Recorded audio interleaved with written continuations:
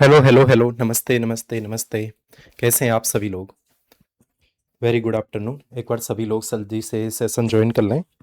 और आज बहुत ही प्यारी क्लास होने वाली है, मॉलिक्यूलर बायोलॉजी। तो एक बार बता दीजिए, ऑडियो एंड वीडियो क्लियर है? ऑडियो एंड वीडियो क्लियर है तो हम आगे डिस्कशन करते हैं अपनी क्लास को लेकर के। आज जो हम डिस्कशन करने जा रहे हैं वो जा रहे हैं अपना मॉलिक्यूलर बायोलॉजी। किसके ऊपर डिस्कशन करेंगे? Molecular biology. चाहे आप TGT, PGT, RPSC first grade, second grade जो भी एग्जाम्स दे रहे हैं, लेकिन सबके लिए बहुत ही इंपॉर्टेंट है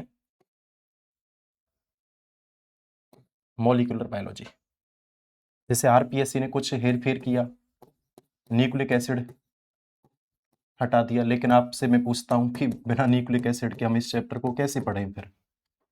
तो मॉलिक्यूलर बायोलॉजी बहुत ही प्यारा सा, बहुत ही कंसेप्चुअल और काफी अच्छा सेकंड ग्रेड में अपना वेटेज रखता है। तो डिस्कशन करते हैं। हम मॉलिक्यूलर बायोलॉजी के दो पार्ट कराएंगे, एक आज का पार्ट होगा, एक नेक्स्ट क्लास होगी। दो क्लास के अंतर्गत हम बहुत ही बेहतर तरीके से इसको रिवाइज करने की कोशिश करेंगे। ठीक है जी, चलो। अगर मैं बात करूं मॉलिक्यूलर बायोलॉजी, तो मॉलिक्यूलर बायोलॉजी में हमको पढ़ना क्या क्या होता है? पहले तो कम से कम हमें यही चीज मालूम चल जाए कि हमको पढ़ना क्या क्या होता है। तो हमको क्या क्या पढ़ना है वो देख लेते हैं। जैसे हमको न्यूक्लिक एसिड पढ़ने होते हैं सबसे पहले। अब हमारा सिलेबस कहता था कि भैया न्यूक्लिक एसिड हम हटा देंगे, कोई बात नहीं, पर फिर भी हमको ये पढ़ना पड़ता है न्यूक्लिक एसिड। ठीक है ना? उसके बाद search of genetic material, search of genetic material, ठीक है ना? सेंट्रल डॉगमा,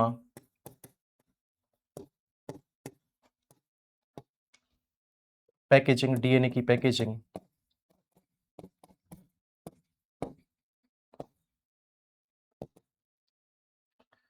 ठीक है, सेंट्रल डॉगमा के अंदर ही कुछ प्रोसेस होती हैं, जैसे कि अपन बात करें रेप्लिकेशन हो गया, प्रतिकृतिकरण, ट्रांसक्रिप्शन, काफी बड़ा चैप्टर है।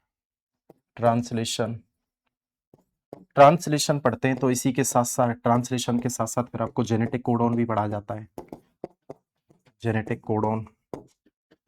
उसके बाद है आपका एचजीपी होता है, ह्यूमन जीनोम प्रोजेक्ट। फिर जीन एक्सप्रेशन होता है, जीन एक्सप्रेशन, जीनों की अभिव्यक्ति। और एक होता है फिर डीएनए फिंगरप्रिंटिंग, डीएनए फिंगरप्रिंटिंग। इस हिसाब से ये पूरी मॉलिक्यूलर बायोलॉजी आपकी होती है। सेल बायोलॉजी के एमसीक्यू कब होंगे, कब होगे? सर एमसीक्यू कब करेंगे? तो ये वर्तिका शर्मा है शायद, इन्होंने शायद इसका मतलब लास्ट क्लास नहीं ली है अपनी। मैडम, एमसीक्यू तो करा दिए लास्ट क्लास में, शायद आपने लास्ट पार्ट नहीं पढ़ा है इसका मतलब।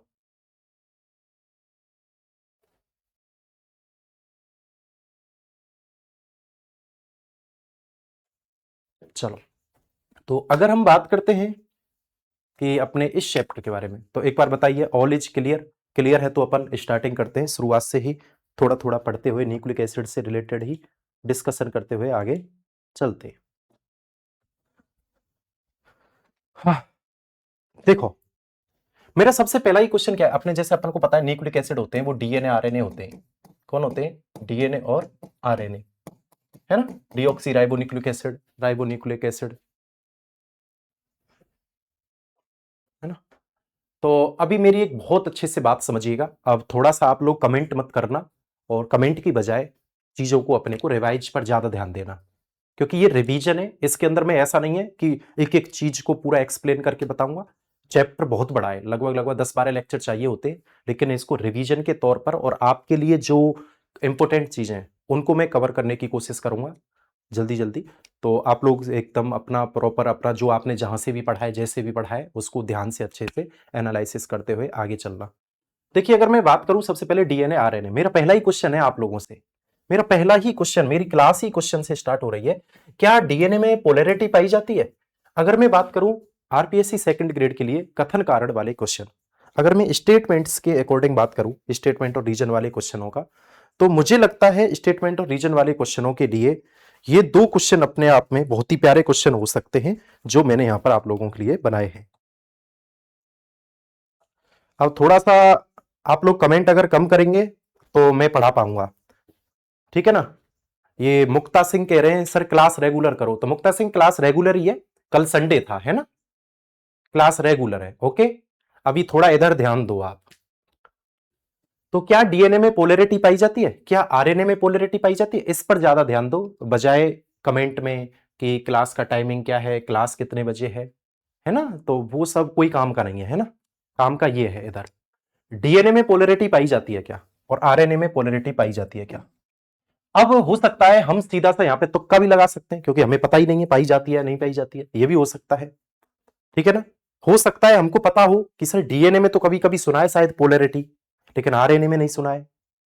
अब यही मान के चलो हमारे ऐसे मान लो 2026 में क्वेश्चन आ गया, तो क्या हम नेगेटिव करेंगे या फिर हम निकल जाएंगे इस क्वेश्चन को क्लिक करके। जल्दी से एक बार बताएं, फास्ट करें, आंसर फास्ट करें, आंसर फास्ट करें। क्या डीएनए में पोलैरिटी पाई जाती है, क्या आरएनए में पोलैरिटी पाई जाती है। तो याद रखना दोनों का आंसर यस होगा, ठीक है ना। तो आपको ये चीजें पढ़ाई गई होंगी कि डीएनए और आरएनए में दोनों में पोलैरिटी पाई जाती है, ठीक है। चलो मैं आगे बात करता हूं। मुझे पता है जो नाइट्रोजनी बेस होते हैं, नाइट्रोजनी बेस वो मुझे पता है दो प्रकार के होते हैं, एक प्यूरिन और एक पिरिमिडिन। अगर मैं पिरिमिडिन की बात करता हूं तो मुझे पता है पिरिमिडिन भी कौन कौन होते हैं, साइटोसिन, यूरेसिल और थाइमिन होता है। मुझे पता है यूरेसिल जो होता है ये आरएनए में पाया जाता है, और मुझे ये भी पता है कि थाइमिन जो होता है ये डीएनए में पाया जाता है। किस में पाया जाता है, डीएनए में पाया जाता है। अब पिरिमिडिन की बात करूं तो ये 6 सदस्यीय वलय होती है। कितनी होती है, 6 मेंबर रिंग होती है, और 6 मेंबर रिंग होती है, और ये सिंगल रिंग होती है। कैसी होती है साथियों, सिंगल रिंग होती है, अकेली वलय होती है, सिंगल रिंग होती है। अब अगर मैं बात करूं नाइट्रोजनी बेस कह रहे हो ना आप, नाइट्रोजनी बेस, तो नाइट्रोजनी बेस कह रहे हो, नाइट्रोजनी क्षार, तो नाइट्रोजन तो होगा ही होगा। तो इस 6 सदस्यीय वलय में पहले नंबर पर और तीसरे नंबर पर कौन पाई जाती है, नाइट्रोजन पाई जाती है, याद रखिएगा। अगर मैं बात करूं साइटोसिन, यूरेसिल और थाइमिन, इनके में अगर केमिकल नेम्स की बात करूं तो मुझे पता है कि 4 अमीनो 2 ऑक्सोपिरिमिडिन साइटोसिन होता है, 2,4 डाइऑक्सोपिरिमिडिन यूरेसिल होता है, 5 मेथिल 2,4 डाइऑक्सोपिरिमिडिन थाइमिन होता है। तो इन तीनों के आपने नाम पढ़े होंगे, लेकिन आपको ये चीजें याद भी रखनी है। ओके जी, आपको ये चीजें याद भी रखनी है, ठीक है। तीनों के ही केमिकल नेम्स आपको याद रखने, नाइट्रोजन की पोजीशन याद रखनी है, और आपको क्या याद रखना है, 6 सदस्यीय वलय है, सिंगल रिंग स्ट्रक्चर है। यही मैं बात करूं प्यूरिन्स की, तो मुझे पता है 9 मेंबर्स रिंग होती है, 2 रिंग होती है, जिसमें एक तो पिरिमिडिन होती है और एक इमेडाजोल रिंग होती है। कौन सी होती है साइड में, इमेडाजोल रिंग होती है। नाइट्रोजन की अगर पोजीशन काउंट करोगे तो 1 3 7 9, पहली, तीसरी, सातवीं और 9वीं पोजीशन पर कौन होता है, नाइट्रोजन होता है, ठीक है ना। ये बात याद रखेंगे। और हमें पता है सर एडेनिन और ग्वानिन ये प्यूरिन होते हैं। एडेनिन का नाम है 6 अमीनो प्यूरिन और ग्वानिन का नाम है 2 amino 6 oxo purine. All clear. ये चीजें आपको यहां तक रिवाइज रखनी है, अपने माइंड में रखना है इन चीजों को। अगर कभी कोई ऐसा क्वेश्चन बन जाए तो हम कम से कम पीछे नहीं हटे इन क्वेश्चंस को लेकर, नाइट्रोजनी बेस वाले को लेकर। अगर मैं आगे बात करता हूं, अगर कभी कोई आपसे बहुत बार पूछ लिया जाता है, बहुत ही अच्छा क्वेश्चंस बनते हैं यहां से, कि आपसे नाइट्रोजनी बेस पूछ सकता है, यानी नाइट्रोजनी क्षार की संख्या पूछ सकता है आपसे, नाइट्रोजनी क्षार, या फिर आपसे क्या पूछ सकता है, डीएनए आरएनए पूछ सकता है, जेनेटिक मटेरियल को लेकर के पूछ सकता है। तो मैंने जो हमारे एनसीईआरटी में मेंशन है, मैंने वो चीज उठा ली है आप लोगों के लिए। जो आपके एनसीईआरटी में मेंशन है मैंने वो चीज उठा ली है आप लोगों के लिए। कैसे कि फाई 174 में 5386 न्यूक्लियोटाइड्स पाए जाते हैं, और सिंगल स्टैंडर्ड डीएनए होता है, सर्कुलर होता है। ऐसे ही लैम्बडा फेज के अंदर 48502 डबल स्टैंडर्ड डीएनए और रेखीय डीएनए। इकोलाई के अंदर कितने नाइट्रोजन क्षार, 4.6 into 10⁶ base pair, double standard DNA और सर्कुलर। ह्यूमन जीनोम के अंदर बात करें, हैप्लॉइड सेट ऑफ क्रोमोसोम, तो 3.3 गुणा 10⁹ बेस पेयर, डबल स्टैंडर्ड रेखीय डीएनए। तो अगर इनके अंदर आपसे डीएनए पूछे तो आप बता सकें, नाइट्रोजनी क्षार या न्यूक्लियोटाइड्स के नंबर पूछें तो आप आसानी से बता सकते हो। क्लियर जी, यहां तक एक बार बताइए क्लियर है क्या। हाँ जी, यहां तक एक बार बताइए क्लियर है क्या?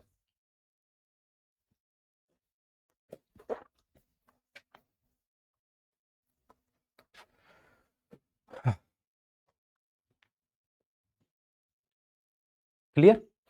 चलो, अगर मैं आगे बात करता हूं, हम सबको पता है एडेनिन किसके साथ बॉन्ड बनाता है? थाइमिन के साथ। ग्वानिन किसके साथ बनाता है? साइटोसिन के साथ। एडेनिन थाइमिन के साथ बनाता है, डबल बॉन्ड बनाता है, 2 हाइड्रोजन बॉन्ड होते हैं ये। सही बात है भाई। ग्वानिन साइटोसिन के साथ 3 हाइड्रोजन बॉन्ड बनाता है। लेकिन ये तो हर कोई जानता है, मसला ये नहीं है। मसला ये है कि ये 2 बॉन्ड जो बनेंगे ये किस किस के बीच बनेंगे, और ये 3 बॉन्ड बनेंगे कौन कौन सी पोजीशन के बीच बनेंगे? तो पहली और 6 नंबर पोजीशन के बीच में तो बनेगा एडेनिन और थाइमिन के बीच में। ग्वानिन और साइटोसिन के बीच में बनेगा पहली, दूसरी और 6 नंबर पोजीशन के बीच में ये बॉन्ड्स बनेंगे। क्या आपने ये पहली बार सीखा है? बताइए। क्या जल्दी से एक बार बताएं कि एडेनिन और थाइमिन डबल बॉन्ड से जुड़ा होता है, पर ये डबल बॉन्ड की पोजीशन किस किस के बीच में होती है ये, और ये जो ग्वानिन और साइटोसिन के बीच में 3 हाइड्रोजन बॉन्ड है ये कौन कौन सी पोजीशन पे होते हैं वो बताओ भाई। क्या आपने पहली बार सीखा है? अगर पहली बार सीखा है तो बहुत अच्छे से इसको ध्यान रखना, नोट करके रखना। अब कुछ अगर हम बात करें, जो हम डीएनए पढ़ते हैं वो बी प्रकार का डीएनए होता है, बी डीएनए, जो कि वॉटसन एवं क्रिक ने दिया था। राइट हैंडेड डीएनए होता है, ठीक है ना। वॉटसन एवं क्रिक ने इसके बारे में बताया था, एक्स किरण विवर्तन के आधार पर ये मॉडल निकाला था, जिसके अंदर कुछ पैरामीटर्स होते हैं। 2 न्यूक्लियोटाइड्स के बीच की दूरी जो होती है, ठीक है ना, वो 3.4 एंगस्ट्रॉम होती है। नैनोमीटर में 0.34 नैनोमीटर होती है। एक कुंडलन की लंबाई 34 एंगस्ट्रॉम यानी 3.4 नैनोमीटर होती है। तो उस हिसाब से प्रति क्षार युग्म कोण ये 36 डिग्री। फॉस्फेट और फॉस्फेट के बीच की दूरी, जो चीज नहीं आती आपको वही बताऊंगा, 20 एंगस्ट्रॉम। और सुगर के बीच की दूरी 11.1 एंगस्ट्रॉम। हर कोई विद्यार्थी इस बात को जानता है कि 2 न्यूक्लियोटाइड्स के बीच की जो दूरी होती है वो 0.34 नैनोमीटर कह दो, नैनोमीटर, या फिर 3.4 एंगस्ट्रॉम कह दो। ये तो हर कोई जानता है, लेकिन ये चीजें आपके लिए बहुत जरूरी थी, ये भी आपको डाटा याद होना चाहिए। ठीक है जी? हाँ जी, एक बार कमेंट करें जल्दी से।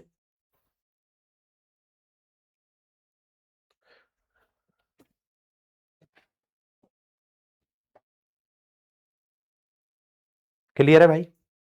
अगर आपसे कोई पूछ लिया जाए कि बताओ 2 फॉस्फेट के बीच की डिस्टेंस बताइए, प्रति क्षार युग्म कोण कितना बन रहा है वो बताइए, और सुगर सुगर के बीच की डिस्टेंस बताइए।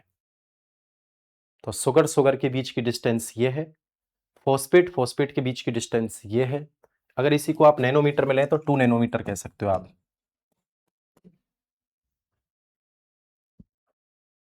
बोलिए, क्लियर है? चलो,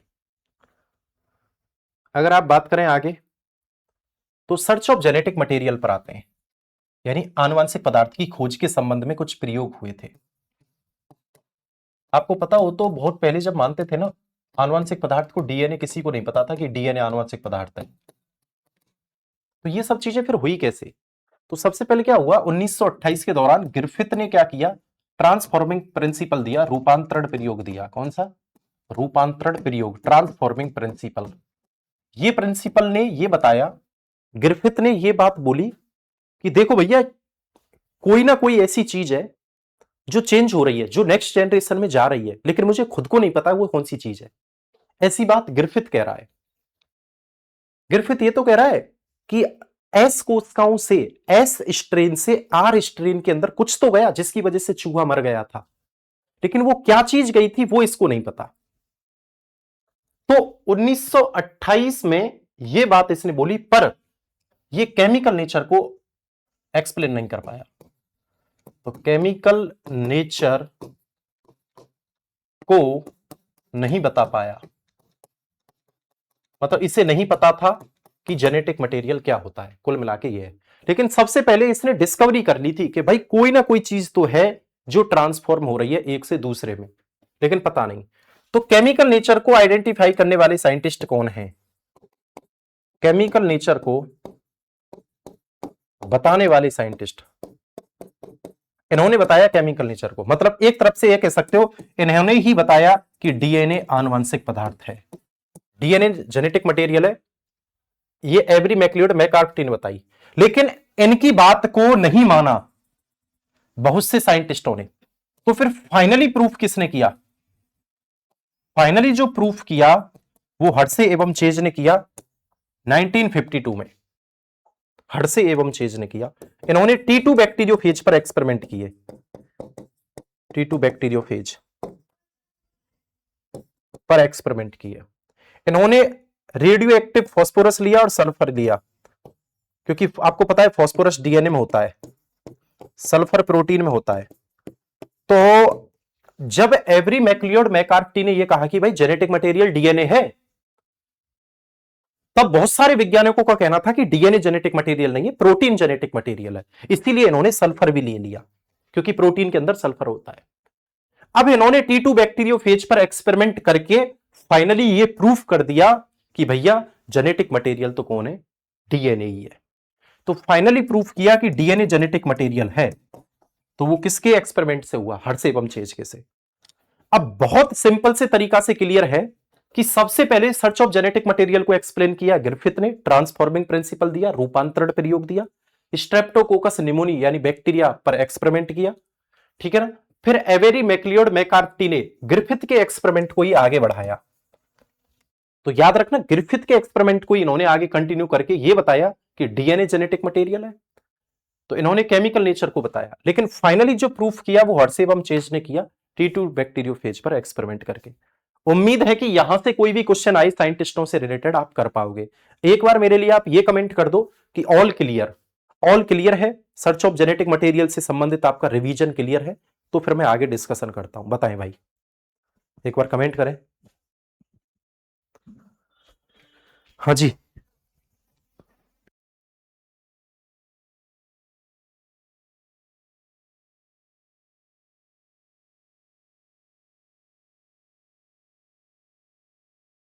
ये रैपिड रिवीजन के अंतर्गत उम्मीद है कि आपको, अगर आपने ये चैप्टर पढ़ रखा है तो आप अच्छे से क्लियर कर सकते हो इस चैप्टर को। सब चीज़ें आपको याद आ रही होंगी दोबारा से। आपने इन एक्सपेरिमेंट्स को पढ़ा भी होगा, पूरा थ्योरी में पढ़ा होगा इनको आपने, ठीक है ना। बाकी का देखो, मैं बार बार एक ही चीज़ कहूँगा, आप लोग कोई ऐसा नहीं है कि आप कोई छोटे बच्चे हैं, आपके ऊपर पूरी जिम्मेदारी है परिवार की। प्लस पूरे ऐसे मान लो कि जो लोग आप पे सपने देख रहे हैं उनकी जिम्मेदारी है। तो आपको ना बहुत ज़्यादा मेहनत करनी पड़ेगी, बहुत ज़्यादा। अगर आपको कभी कभी ऐसा लगता है कि आपको ये चीज़ें नहीं आती हैं, तो भैया फिर पढ़ो। सोचने का कोई बिंदु नहीं है। अगर आप ये सोचो कि मेरे सोचने सोचने से मेरा सिलेक्शन हो जाए, तो याद रखना नहीं होगा। रिजल्ट की जो पीडीएफ आएगी उसमें आपका नाम नहीं मिलेगा, ये फिक्स है। हर कोई रिजल्ट की पीडीएफ में अपना रोल नंबर देखना चाहता है, लेकिन रोल नंबर देखने के लिए मेहनत चाहिए और कोई कुछ नहीं है। कोई ये कहता है कि मुझे तो मोटिवेशन नहीं मिल रहा, मोटिवेशन होती है आपकी खुद की परिस्थिति, और कुछ नहीं है। कोई ये कहे कि मेरी तो सब्जेक्ट अधूरी पड़ी है, तो पढ़ ले भैया, यही शॉर्टकट है, और कोई शॉर्टकट नहीं है। कुल मिला के सब चीजों का एक ही मतलब है, आपको डिटेल में सीखनी होंगी चीजें, आपको पढ़ना पड़ेगा, आपको क्वेश्चन करना पड़ेंगे। यही है एक नौकरी लगने का। हमारे क्या होता है, हमारे राजस्थान में एक बहुत अच्छा ट्रेंड चल रहा है कि टीचर पे डिपेंड रहता है स्टूडेंट, फुली टीचर पर डिपेंड रहता है। वो सोचता है कि उसकी नोट्स से पढ़कर मैं डॉक्टर बन जाऊं। अब छोटी सी बात सोचिए, यदि टीचर के ऊपर तुम पूरी तरह डिपेंड हो, तो मुझे लगता है ये बहुत गलत है। फिर तो हर बच्चा टीचर पर डिपेंड हो जाएगा, कुछ नहीं होगा, फिर कोई पढ़ेगा ही नहीं बच्चा। ऐसा कभी भी नहीं होता है, याद रखिएगा। टीचर बस आपके साथ मेहनत कर सकता है, और कुछ नहीं है। जैसे आप टीचर पर डिपेंड हो रहे हो, फिर तो भैया आप पैसे के लिए भी माता पिता पर डिपेंड रहो फिर तो। सच तो सच है, कड़वा सच है, स्वीकार करो। अब मुझे, मेरे पास कभी कभी कॉल आते हैं, सर देखो मैंने पढ़ाई तो ज्यादा की नहीं है, लेकिन आपकी नोट्स पढ़ लूं तो और कुछ पढ़ने की जरूरत नहीं है। मजबूरन हम आंसर करते हैं कि देखो नोट्स नोट्स में काफी अच्छी चीजें हैं, लेकिन आपको जैसा उचित लगे और भी आप कर सकते हो। क्या करें हम पे तो ये झूठ नहीं बोली जाएगी कि मत पढ़ो आप, क्योंकि हमें क्या पता किस स्टूडेंट को कितना आता है कितना नहीं आता है। एम आई राइट? मेरे सामने तो रह नहीं रहा वो, कि मेरे सामने रह रहा है, मुझे पता है कि इसको कितनी चीजें आती हैं कितनी नहीं आती। कोई कोई कहता है हम तो देखेंगे सर आपके मैटर में से कितना क्वेश्चन आ जाएगा। तो मैटर मैटर तो फिर किताबों में, फिर टीचरों की जरूरत ही नहीं होनी चाहिए। एम आई राइट? भाई मैटर तो ढेर सारा लिखा हुआ है किताबों में। तो कुछ कड़वे सच हैं जिसको स्टूडेंट सुनना पसंद नहीं करता, और यही रीजन है कि वो असफल होता है। लेकिन कुछ ऐसे भी स्टूडेंट होंगे जिनको कोई मतलब नहीं है, पढ़ा दिया सीख लिया, क्वेश्चन लगाए नहीं हुए, दोबारा टॉपिक देखा फिर सीख लिया, और निरंतर सीखते सीखते सीखते सीखते सीखते सिलेक्शन हो रहा है उनका। अच्छी बात है। कल एक उदयपुर की एक लड़की थी, मैडम थी, सुहानी मीणा, तो लेक्चरर हुई हैं, बोली कि सर आपके पास आ रहे हैं। मैंने आ जाइए मैडम, बहुत बहुत स्वागत है आपका। बोले कि सर हो गया हमारा फाइनल सिलेक्शन। तो बड़ा अच्छा लगता है जब कोई ऐसे फोन आ रहा है हमारे पास, तो हमें ऐसा लगता है कि यार अपन जो मेहनत करते हैं वो कहीं ना कहीं स्टूडेंट के हित में जाती है, मदद करती है। तो जो चीजें कमी है ना, उन कमियों को पूरा कर लो भाई, उन कमियों को और बढ़ावा मत देना कमियों को। तो अगर मैं आगे बात करता हूं कि सेंट्रल डॉगमा, अब इसके बारे में क्रिक ने बताया। सेंट्रल डॉगमा के बारे में किसने बताया? क्रिक ने बताया। सेंट्रल डॉगमा क्या कहता है? सेंट्रल डॉगमा कहता है कि जो इंफॉर्मेशन होती है,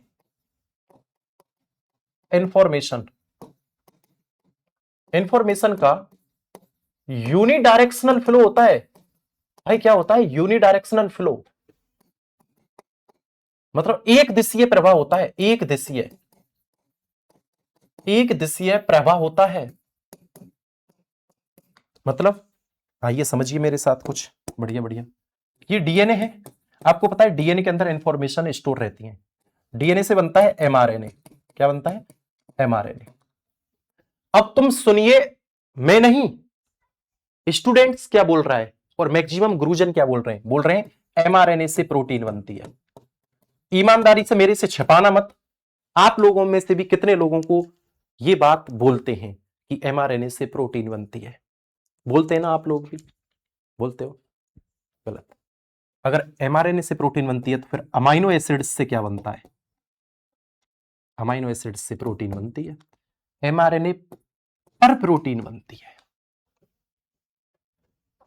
एमआरएनए पर प्रोटीन बनती है, पर एमाइनो एसिड से प्रोटीन बनती है। और इस एमआरएनए के पास होती है, इसका नाम है मैसेंजर, तो इसके पास है मैसेज, इंफॉर्मेशन। कहां से आया? डीएनए। और डीएनए के पास क्या रहता है? स्टोर रहता है। तो डीएनए के पास से इंफॉर्मेशन आई एमआरएनए के पास, एमआरएनए ने इंफॉर्मेशनों को दिया कोडोन को, और कोडोन से इंफॉर्मेशन गई अमाइनो एसिड्स के पास, और अमाइनो एसिड्स ने बना दी प्रोटीन। किस पर बनाई? एमआरएनए पर। वह किस में बनाई? राइबोसोम में बनाई। All clear? यह है तरीका। आइए मेरे साथ, अगर मान के चलो मेरे बालों के कलर के लिए कोई प्रोटीन बननी है, तो उस प्रोटीन के लिए इंफॉर्मेशन किसके पास है? डीएनए के पास। वो इंफॉर्मेशन किसको जाएगी? एमआरएनए को। एमआरएनए किसको देगा? कोडोन को, क्योंकि कोडोन किस पर पाए जाते हैं? एमआरएनए पर। अब ये कोडोन किसको देंगे? अमाइनो एसिड्स को। कितने टाइप के अमाइनो एसिड्स पार्ट करते हैं? 20 टाइप के अमाइनो एसिड पार्ट करते हैं, 20 प्रकार के। क्या बनाने में? प्रोटीन बनाने में। और फाइनली प्रोटीन बन जाएगी, और प्रोटीन से मेरा जो भी एग्जीक्यूशन होगा, वर्क हो जाएगा। तो कभी भी याद रखना, प्रोटीन किस पर बनती है? एमआरएनए पर। किस में बनती है? राइबोसोम में। पर किस से बनती है? अमाइनो एसिड से। बोलो क्लियर? बोलो क्लियर? तो इंफॉर्मेशन डीएनए से सीधी कहां पहुंची? और डीएनए से डीएनए का बनना क्या कहलाता है? रेप्लिकेशन। डीएनए से एमआरएनए का बनना ट्रांसक्रिप्शन, अनुलेखन। इसको बोलते हैं ट्रांसलेशन।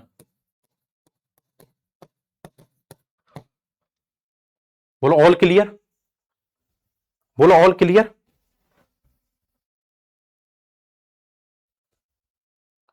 बोलो ऑल क्लियर?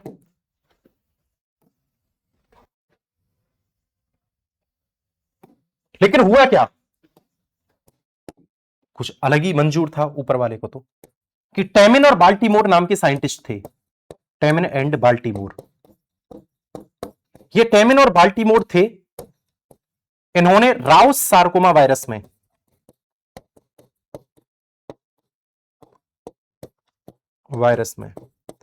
ये देखा कि इस एमआरएनए जो है, इस एमआरएनए से भी वापस क्या बन सकता है, डीएनए बन सकता है। मतलब इस आरएनए से वापस डीएनए बन सकता है। तो आप इसे क्या बोलोगे, रिवर्स ट्रांसक्रिप्शन, और इस डीएनए को बोलोगे आप सीडीएनए। सीडीएनए का मतलब होता है कॉम्प्लीमेंट्री डीएनए, और कॉम्प्लीमेंट्री डीएनए को स्टोर करके सीडीएनए लाइब्रेरी बनाई जाती है बायोटेक्नोलॉजी के अंदर। तो इसका मतलब इस घटना को बोला गया टेमिनिज्म। तो टेमिनिज्म जो घटना है, वो टेमिनिज्म बताती है कि आनुवंशिक सूचनाओं का विपरीत दिशा में भी प्रवाह हो सकता है। क्या हो सकता है, विपरीत दिशा में भी प्रवाह हो सकता है। ट्रांसक्रिप्शन को क्या बोल रहे हो आप, अनुलेखन। ट्रांसलेशन को क्या बोल रहे हो, अनुवादन। रेप्लिकेशन को क्या बोल रहे हो आप, प्रतिकृतिकरण। बोलो भाई, ऑल क्लियर, अच्छे से चीजें समझ में आई, एक एक चीज समझ में आई और प्रॉपरली आई क्या, थोड़ा सा बताइए आप।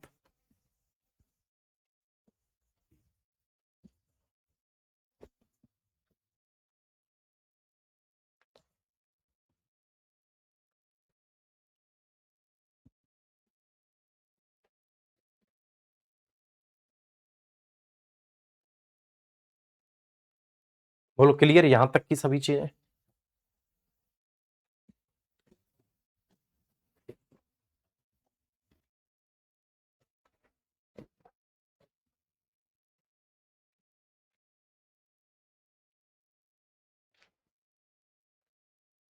क्योंकि ये बहुत इंपॉर्टेंट चीज है और ये बहुत अच्छा फील कराती है आपको।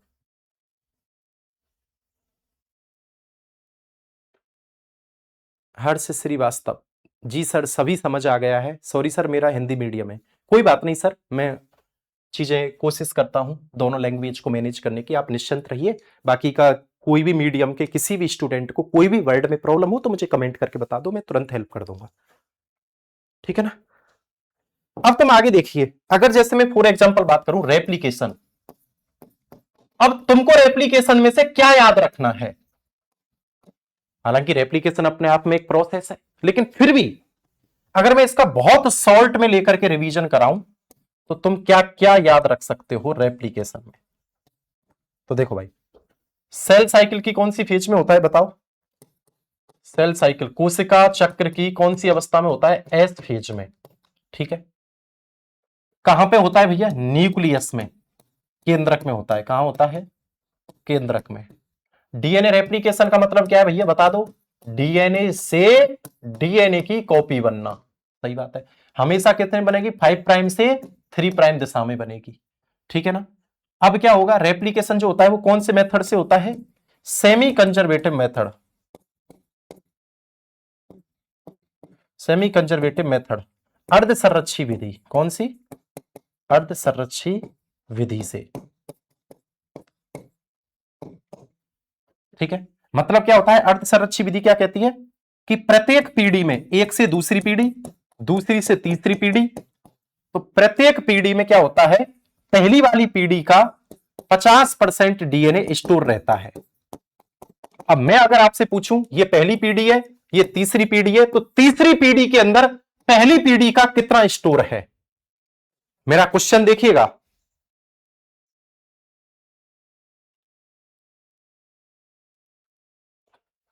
जी शिखा मैम, जी शिखा मैम, बिल्कुल सही बात है जी, पहले पढ़ाते थे हम वहां पे 1 साल पहले, लेकिन वो थोड़ी सी बड़ी थी, हम थोड़े से छोटे थे वहां पर, उस वजह से। तो मेरा कितना प्यारा क्वेश्चन है, मैंने एक छोटी सी बात कही कि मैं, मुझसे अगली एक पीढ़ी, उससे अगली एक पीढ़ी, तो तीसरी पीढ़ी में मेरा डीएनए कितना स्टोर होगा। तो मैंने कहा कि हर पीढ़ी में से अगली पीढ़ी में 50% डीएनए कंजर्व रहता है, तो संरक्षित रहता है। अब यहां से 50% गया दूसरी में, थर्ड में कितना रहा वहां पे 25% रहा, फिर ऐसे ही 12.5% रहा होगा। आगे बात समझ में? तो ये होता है सेमी कंजर्वेटिव मेथड। यहां पर कुछ एंजाइम्स होते हैं डीएनए रेप्लिकेशन के दौरान, लेकिन आपको पता हो तो एक चेन तो क्या होगी इस हिसाब से, जब डीएनए का रेप्लिकेशन हो रहा है तो एक चेन तो अपने आप बन रही है, एक सिंथेसिस हो रही है। पता है आपको, हमेशा सिंथेसिस होने वाली चेन 5 प्राइम से 3 प्राइम होगी, याद रखिएगा। तो एक सतत श्रृंखला हो गई, एक असतत हो गई श्रृंखला। यहां पर ये नवनिर्मित डीएनए के खंडे छोटे छोटे, इनको बोलते हैं ओकाजाकी खंड। कौन से खंड? ओकाजाकी सेगमेंट, जिनको डीएनए लाइगेज जोड़ता है। कौन सा एंजाइम जोड़ता है जिन्हें? डीएनए लाइगेज जोड़ता है। रेप्लिकेशन में डीएनए पॉलीमरेज एंजाइम होते हैं, DNA polymerase enzyme first, second, third. मैंने खूब डिटेल से पढ़ा रखे हैं बैच के अंदर, नोट्स में भी, सब जगह। तो फर्स्ट जो होता है इसे मेन डीएनए रिपेयरिंग एंजाइम कहा जाता है, मेन डीएनए रिपेयरिंग एंजाइम।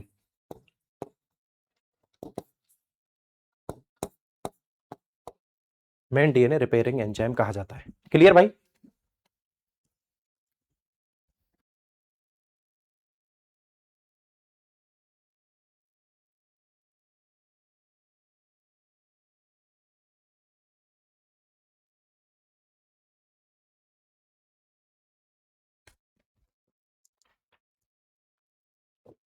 बाकी का यहां पर हेलिकेज होता है, हेलिकेज जो डीएनए की दोनों श्रृंखलाओं के बीच हाइड्रोजन बॉन्ड को ब्रेक करता है। गायरेज होता है, ठीक है ना। आरएनए प्राइमर होता है नई श्रृंखला के लिए, आरएनए प्राइमर नई श्रृंखला के लिए। मेरी लाइनों को सुनो बहुत ध्यान ध्यान से। एसएसवी प्रोटीन होती है, सिंगल स्टैंडर्ड बाइंडिंग प्रोटीन, ये डीएनए की श्रृंखलाओं को मुड़ने या लूप बनाने से रोकती है, ठीक है ना। डीएनए पॉलीमरेज होता है, लैगिंग और लैगिंग स्ट्रैंड होते हैं, लीडिंग और लैगिंग। और रेप्लिकेशन के अगर एंजाइम्स को याद करना है तो उन एंजाइम्स को याद करने की जो ट्रिक है वो है हे गणेशा, हे गणेशा प्राइमरी पुलिस बुला, हे गणेशा प्राइमरी पुलिस बुला। तो है से मतलब है हेलिकेज, गा से मतलब है गायरेज, गायरेज को ही कहा जाता है टोपोआइसोमरेज। अपनी नोट्स खोल लो, चेक करते चलो कि ये चीज मिल रही है नहीं मिल रही। प्राइमरी से मतलब है आरएनए प्राइमर, पू से मतलब है पॉलीमरेज, डीएनए पॉलीमरेज,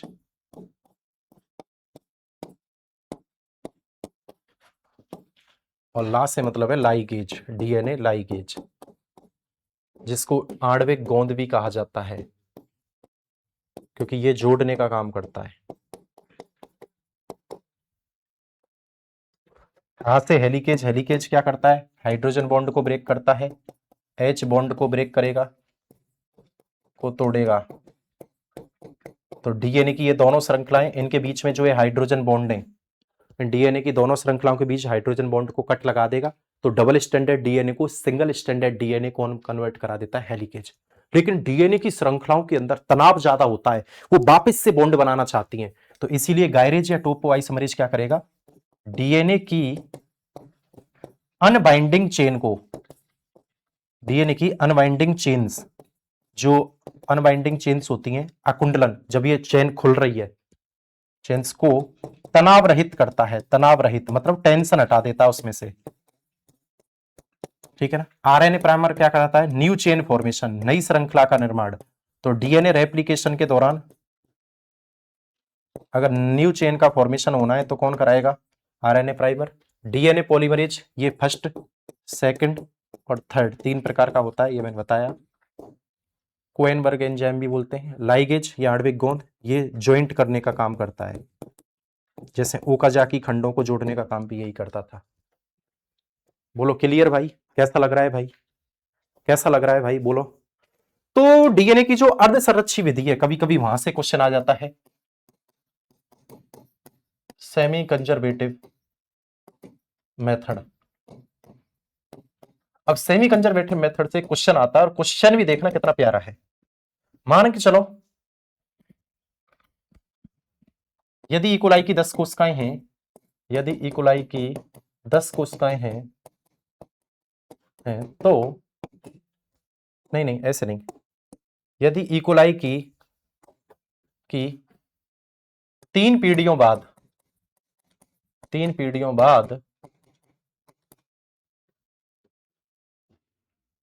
कितनी कोशिकाएं, कितनी सेल्स N15 मुक्त होंगी। क्वेश्चन देखना, तो मतलब मैं कह रहा हूं स्टूडेंट के सिर से जाएगा और ऐसा ही आता है सेम। यदि इक्वलाई की 3 पीढ़ियों के बाद कितनी सेल्स N15 मुक्त होंगी, N15 मुक्त। तो तुम्हें सेमी कंजर्वेटिव मेथड में पता हो तो मसेल्सन और स्टाल नाम के साइंटिस्ट ने सेमी कंजर्वेटिव मेथड को एक्सप्लेन करते हुए ये वाली बात बताई थी कि उन्होंने N14 समस्थानिक और N15 समस्थानिक आइसोटोप N14 N15। तो ये क्या था, भारी था, ये क्या था, हल्का डीएनए था, हल्का, ये हैवी और ये हल्का। तो इन्होंने जब एक्सपेरिमेंट कराया तो इसका जो कंसेप्ट है, पहले मैं वो आपको वो कंसेप्ट दूंगा।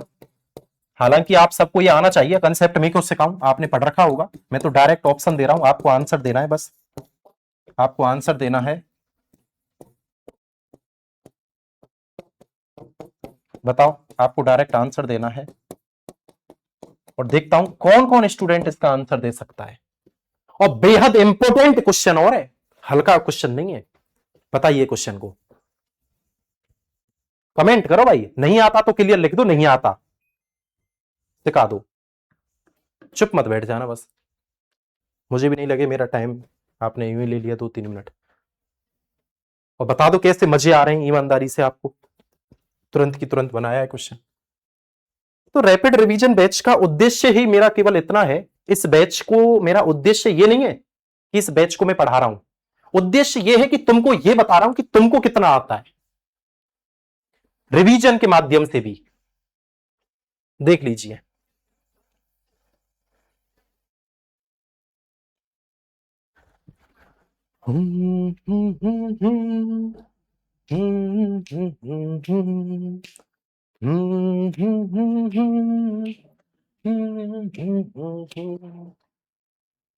क्या बात है, बहुत बढ़िया।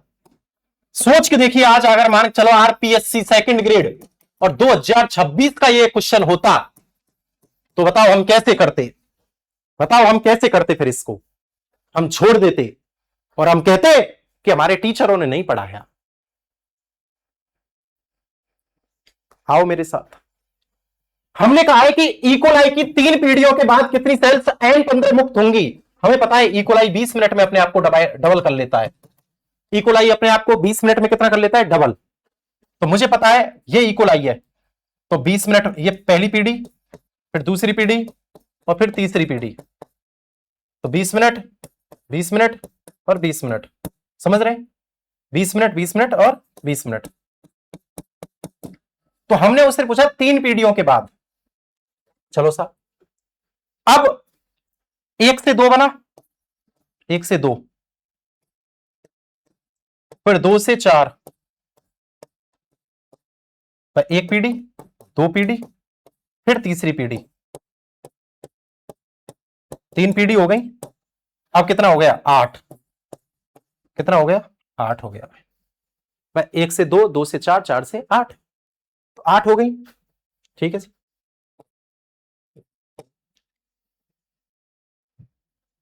तो इसका मतलब कितनी कोशिका हुई, 8। लेकिन ऑप्शन में क्या दे रखा है, ऑप्शन में तो 20, 40, 60, 80 दे रखा है। तो माना कि शुरुआती कोशिका कितनी होंगी।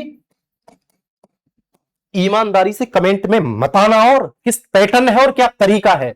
माना कि शुरुआत में 10 कोशिकाएं होंगी, 10 सेल्स मान ली। तो अब अगर हम 10 सेल्स से 3 पीढ़ियों बाद चलें, एक पीढ़ी, दूसरी पीढ़ी और तीसरी पीढ़ी, तो अगर हम 3 पीढ़ियों के बाद देखें तो हमारे पास कितनी कोशिका होंगी, 80 सेल्स होंगी। टोटल 3 पीढ़ियों बाद कैसी हो गई भाई? 10 से 20, 20 से 40 और 40 से 80, 80 कोशिका हो गई होंगी। ठीक है सर, कोई बात नहीं।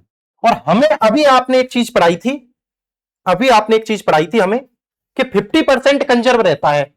तो अगर मैं देखूं कि 3 पीढ़ियों पर, 3 पीढ़ियों के बाद 75-25 का अनुपात है, 75-25 का अनुपात हो रहा है भाई। यहां पे 100%, फिर यहां पे 50%, फिर यहां पे 25%।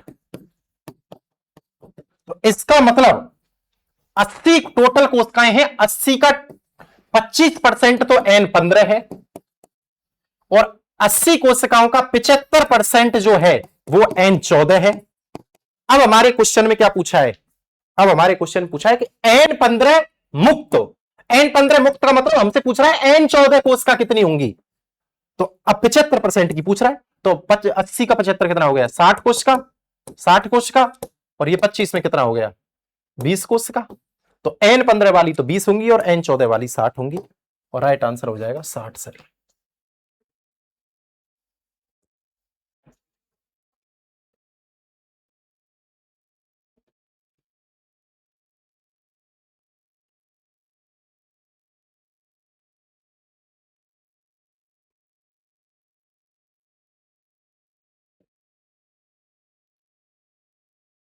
हाँ,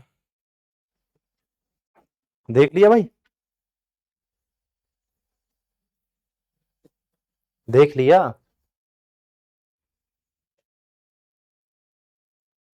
चलो देख लिया तो, या नहीं देखा?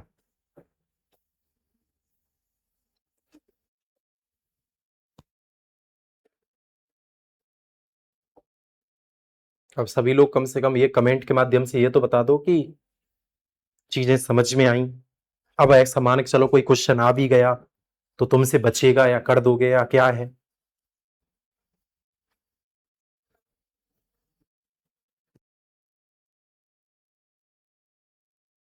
भाई इस 100% का मतलब है N15 100%, फिर इस 50% का मतलब है N15 50%, फिर इस 25 का मतलब है N15 25%। टोटल कोशिका हुई 80, तो N15 की 25% है, 80 का 25% 20 कोशिका, 80 का 60% कितनी हो गई? 80 का 75% 60 कोशिका। लो जी भैया।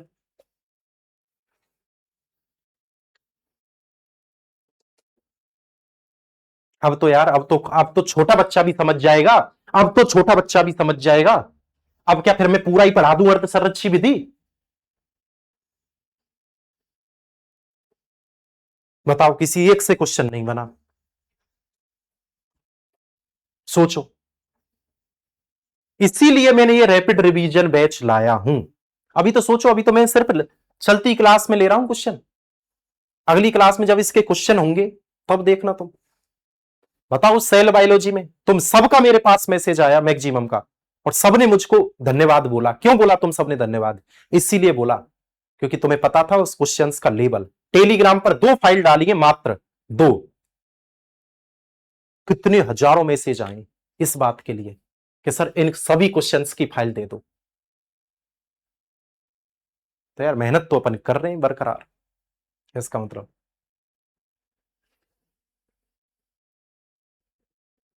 हाँ, संजय स्वामी कह रहे हैं एमआरएनए पर प्रोटीन साइटोप्लाज्म में होता है। बिल्कुल होता है, राइबोसोम साइटोप्लाज्म में तो होता है। एमआरएनए आ जाता है, प्रोटीन बनवा के नष्ट हो जाएगा। बोलो भाई, क्लियर? बोलो भाई, क्लियर?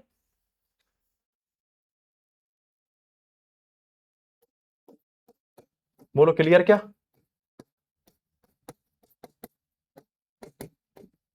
ट्रांसक्रिप्शन, अनुलेखन।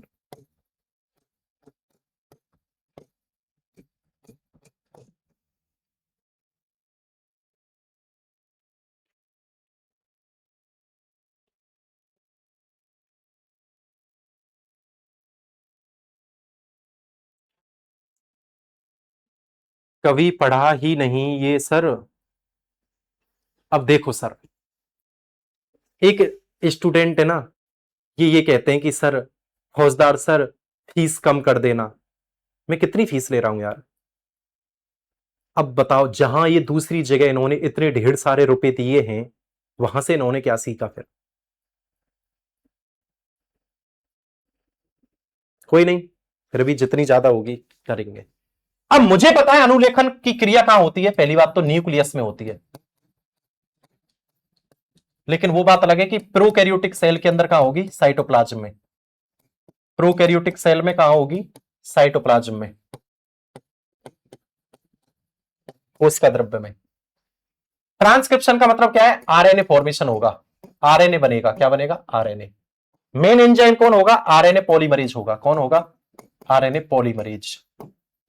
कौन होगा sir, RNA polymerase. Main enzyme कौन होगा, दोबारा सुन लो, अगर कोई ये पूछे कि अनुलेखन की क्रिया में मुख्य एंजाइम कौन है, आरएनए पॉलीमरेज। अब अनुलेखन कहां होगा, एक तो प्रोकैरियोटिक सेल में, और एक कहां होगा, यूकैरियोटिक सेल में। क्या होगा, यूकैरियोटिक सेल में। अब एक बात बताओ, प्रोकैरियोटिक सेल में मतलब आर आरएनए बनेगा, एम आरएनए बनेगा और टी आरएनए बनेगा। इन तीनों के लिए ही सिंगल टाइप का आरएनए पॉलीमरेज होता है। कौन सा, सिंगल टाइप का आरएनए पॉलीमरेज।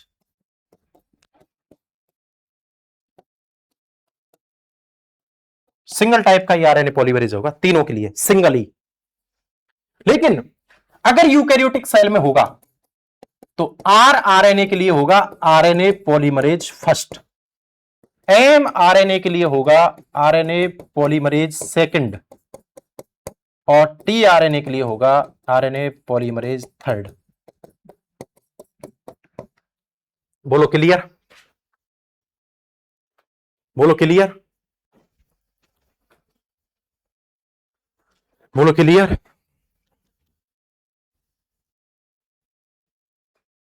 अब टीचर हैं तो भाई टीचर तो बना के रहेंगे। अब चाहे तुम ऐ करो या मैं करो, टीचर तो बनाएंगे भाई। जो भी स्टूडेंट हमारे साथ एंड तक लड़ेगा, रिजल्ट ही कन्वर्ट होगा उसका। ठीक है। अब ये जो ट्रांसक्रिप्शन होता है, ये होता 3 से 5 पर है, लेकिन बनेगा आरएनए 5 से 3। बनेगा कितना, 5 से 3, 5 प्राइम से 3 प्राइम ही, लेकिन होगा किस पर, होगा ये 3 से 5 पर। लो जी, ये भी क्लियर हो गया। लो जी सर, ये भी क्लियर हो गया।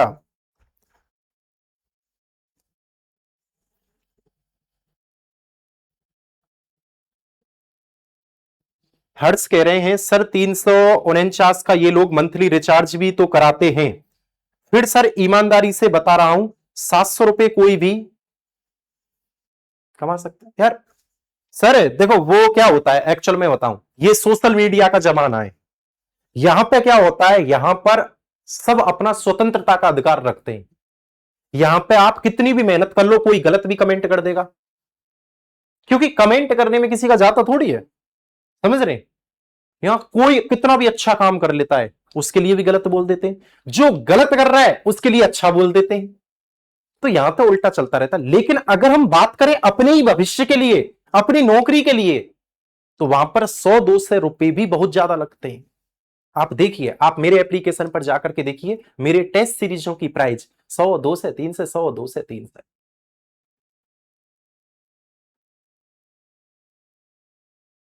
मैक्सिमम बैच था आरपीएससी फर्स्ट ग्रेड का, 5,000 का लॉन्च हुआ था, उसमें भी वो उस बैच की प्राइस भी अभी हाफ कर रखी है।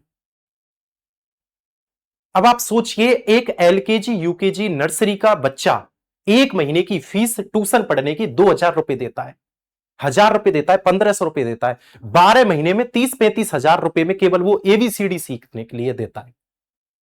लेकिन यहां पर आप 11th 12th बीएससी एमएससी सब पोर्शन को सीखते हो, प्लस क्वेश्चन प्रैक्टिस सब कुछ के लिए, पीडीएफ वगैरह सब कुछ के लिए भी 1,000 रुपए का कोर्स बहुत महंगा लगता है। और फिर बोलते हैं सर बेरोजगार है। तो वो छोटा बच्चा कौन सा आईएएस अफसर था भाई। और हम भी तो अपने पेट के लिए करते हैं, हम मेहनत भी तो करते हैं, हम डिजर्व भी तो करते हैं भाई। तो खैर कोई नहीं, पर फिर भी चल रहा है, जब चलने दो। तो ये वाली बात क्लियर हो गई क्या? एक बार ये बता दीजिए।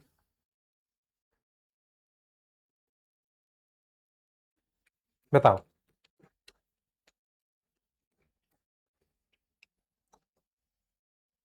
भाई, दो चीजें, एक है रील, एक है रियल। तो हम जो ज्यादातर जी रहे हैं ना, हम कहां पे जी रहे हैं? हम इसमें जी रहे हैं, रील में। और ये जो रियल है ना, इस रियल में हम नहीं जी रहे हैं, हम रीलों में जी रहे हैं, हम रियल में नहीं जीते। आज का ये हो गया, इसीलिए सक्सेस बहुत कम हो पा रहे हैं।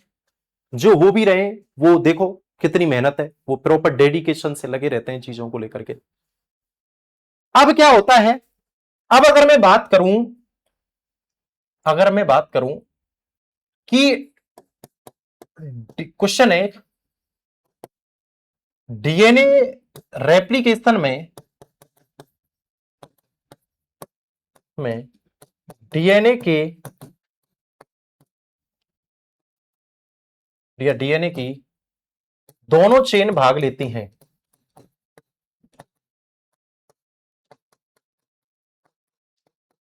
डीएनए की दोनों चेन भाग लेती हैं। Statement first. स्टेटमेंट सेकंड है ट्रांसक्रिप्शन में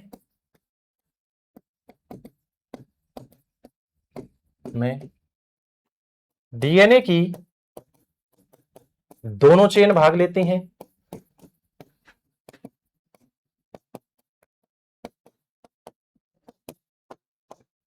तो ये आपको कमेंट में आंसर देना है कि ये दोनों स्टेटमेंट सही हैं, दोनों रॉन्ग हैं, या कौन सा सही है कौन सा गलत है, ये जरूर बताना है आपको। और इससे आगे के मॉलिक्यूलर बायोलॉजी पार्ट को मैं कराऊंगा नेक्स्ट क्लास में क्वेश्चंस के साथ, और बाकी के मॉलिक्यूलर बायोलॉजी को समाप्त करने की कोशिश भी करेंगे। उम्मीद है मेरे प्यारे साथियों, मेरे भविष्य के शिक्षकों, आपको जो ये रिवीजन क्लास हुई है, इस रिवीजन क्लास में सीखने का मौका भी मिला होगा, प्लस आपको अच्छा रिवीजन भी हुआ होगा आपका, और जो भूली बिसरी चीजें हैं वो आपको याद भी आई होंगी। मिलते हैं इससे अपनी नेक्स्ट क्लास में। नमस्ते, राधे राधे।